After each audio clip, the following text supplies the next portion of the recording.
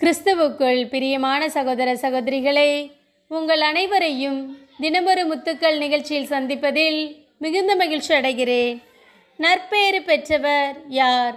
திருப்பாடல்கள் 1ஆம் அதிகாரம் 2ஆம் வசனம். அவர் ஆண்டவரின் திருச்சட்டத்தில் மகிழ்ச்சியுறுபவர், அவரது சட்டத்தை பற்றி இரவும் பகலும் சிந்திப்பவர். பிரியமானவர்களே, நாம் ஒவ்வொரு நாளும் ஜீவனோடு வாழ்வதே இறைவனுடைய பெரிதான கிருபை.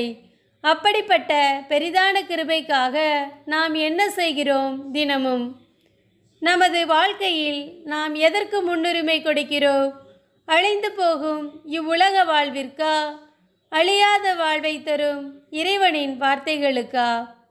நாம் தினமும் இறைவார்த்தையை வாசிக்கின்றோமா? எதற்கெல்லாமோ நேரம் செலவழிக்கிறோம், ஆனால் இறைவார்த்தையை வாசிக்க நமக்கு நேரமில்லை.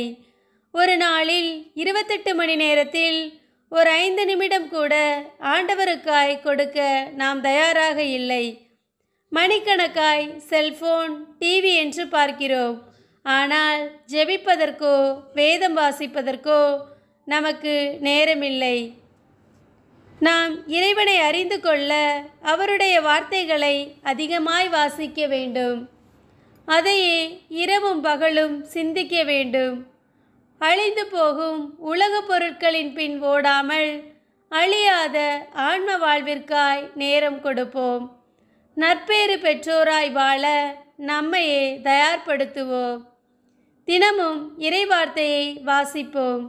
வெறுமனே வாசிப்பதோடு மட்டும் நின்று விடாமல் அதையே நம் வாழ்வாக்குவோம். அன்பு இறைவா, நாங்கள் ஒவ்வொரு நாளும் இறை வார்த்தையை வாசித்து தியானித்து அதன்படியே வாழ எங்களுக்கு உதவி செய்யும் இறைவா. ஆமேன்.